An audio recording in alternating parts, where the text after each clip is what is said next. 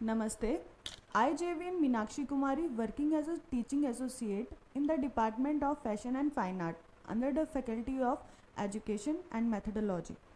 तो आज हम डिस्कस करेंगे एडोबी फोटोशॉप में लेयर का क्या काम है। ठीक है, तो हम थोड़ा प्रीवियस बात करेंगे कि हमने लास्ट टाइम क्या बात की थी। लास्ट टाइम हमने फ़ोटोशॉप के इंटरफेस की बात की थी कि इस तरह से हमें, जब हम फ़ोटोशॉप का सॉफ्टवेयर ओपन करते हैं तो इस तरह से हमें इंटरफेस दिखता है।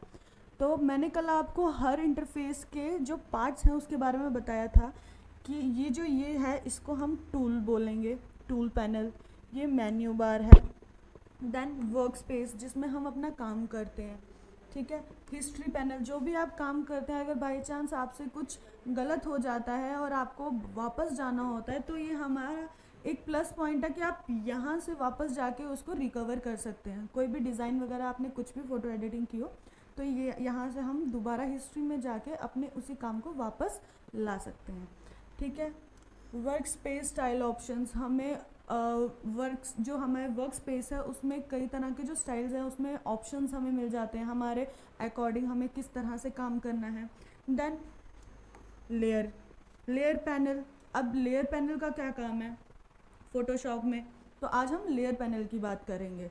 कल मैंने बात की थी, बताया था कि बेसिकली लेयर पैनल के हमने आपको इनके पार्ट्स बताए थे कि किसका क्या काम है। जैसे लेयर फिल्टर, जब हमें किसी भी इमेज में मतलब आपको कोई फ़िल्टर चाहिए एडिटिंग में, ठीक है, तो तब हम इस चीज़ का काम करते हैं। बेसिकली अगर हम पहले फर्स्ट ऑफ ऑल बात करें तो लेयर होता क्या है। लेयर बेसिकली जब हम फोटोशॉप में लेयर जो है वो एक ट्रांसपेरेंट शीट का काम करता है, जो आपको एक फ्लेक्सिबिलिटी अपॉर्चुनिटी देता है कि आप बिना किसी अदर पेज को डिस्टर्ब किए अपने डिज़ाइन में काम कर सकते हैं। फॉर एग्ज़ाम्पल, जैसे कि अब कैसे डिस्टर्ब नहीं कर सकते, जैसे इमेज की एक अलग लेयर बनती है, टेक्स्ट की अलग लेयर बनती है और आप जो एडजस्टमेंट करते हैं फिल्टर्स वगैरह, कंट्रास्ट वगैरह, उसकी अलग लेयर बनती है।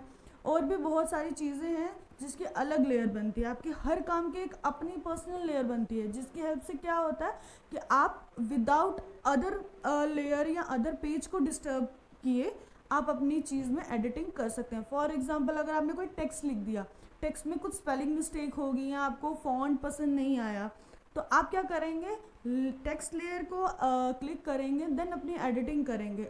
और एडिटिंग करने से क्या होगा, आपकी इमेज भी डिस्टर्ब नहीं होगी, उसका बैकग्राउंड, उसका कंट्रास्ट कुछ डिस्टर्ब नहीं होगा। आप इजीली अपनी टेक्स्ट को एडिट कर सकते हैं।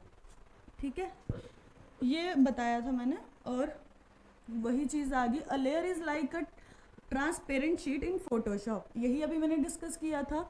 ठीक है, each element, image, text, shape, effects place on its own layer, अभी हमने यही बात की थी। ठीक है, हम लेयर का यूज़ क्यों करते हैं, अब ये भी सवाल आता है कि लेयर ही क्यों।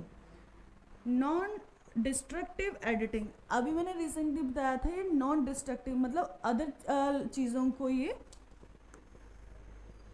बिना डिस्टर्ब किए अपनी एडिटिंग स्मूथली कर सकता है। ये हमारा प्लस पॉइंट आता है इसमें। ठीक है, इसमें फ्लेक्सिबिलिटी आती है, इजी मूव, हाइड, एडजस्ट। अब इजी मूव, हाइड, एडजस्ट क्या मतलब, अब जैसे इमेज है आपकी, अब आपने दो इमेजेस एक साथ लगा दी, अब आप अपनी डिज़ाइन में कंफ्यूज हो रहे हैं कि कौन सी इमेज आपको सही लग रही है। देन आप उसको इमेज में लेयर पे सेट करके आप वहाँ से एक आइकन आता है, इस टाइप का आइकन, आई आइकन आता है। ठीक है, जैसे ये देखो यहाँ पे दिख रहा है, ये जो है ये आई करके आइकन आता है। जब आप यहाँ पे क्लिक करेंगे तो आपकी वो इमेज हाइड हो जाएगी।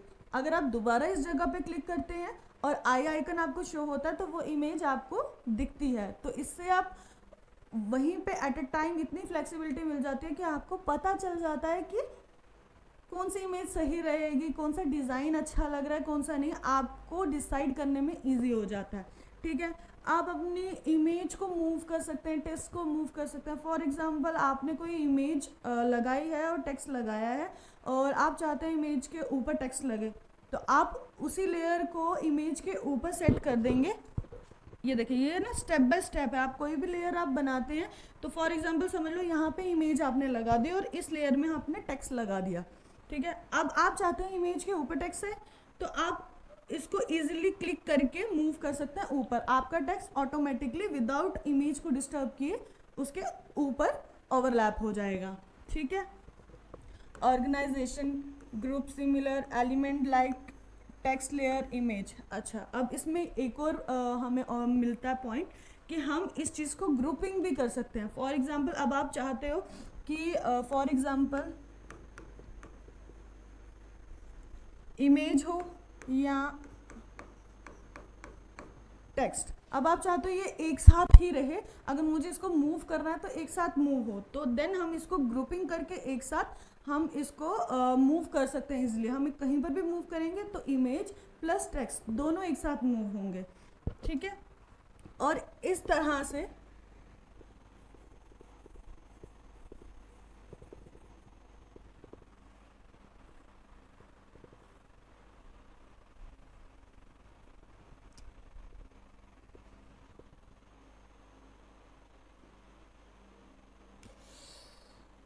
सर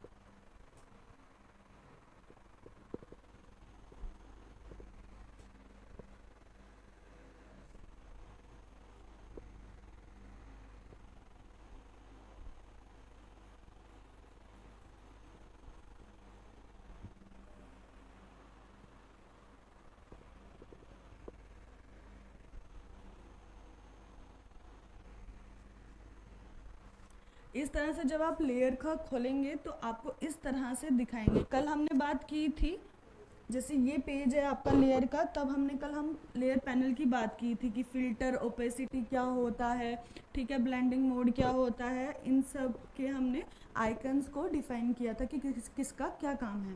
आज हमने बात करी कि लेयर होती क्या है, इसका यूज़ क्या है, और इस तरह से आपको फोटोशॉप में जब आप सॉफ्टवेयर खोलेंगे तो इस तरह से दिखेगा। इस तरह से लेयर पैनल मतलब खुलते हैं और ऐसे स्टेप बाय स्टेप आप इसमें एडिटिंग कर सकते हैं अपने हिसाब से। खुद ब खुद ये एक लेयर बन जाती है। इसमें आप और भी लेयर ऐड ऑन कर सकते हैं। ज़रूरी नहीं है एक स्पेसिफिक लिमिट है कि 4 लेयर्स में ही काम करना, नहीं, आपको जितना मतलब काम करना, जैसे जितनी माइनर एडिटिंग होगी उतनी ही लेयर्स आप अगर बनाएंगे तो उतना ही बेनिफिट होगा, क्योंकि आपको अगर कुछ भी चेंजेस करने हैं तो वो ईजिली चेंज हो जाएगा लेयर की हेल्प से, ठीक है। इस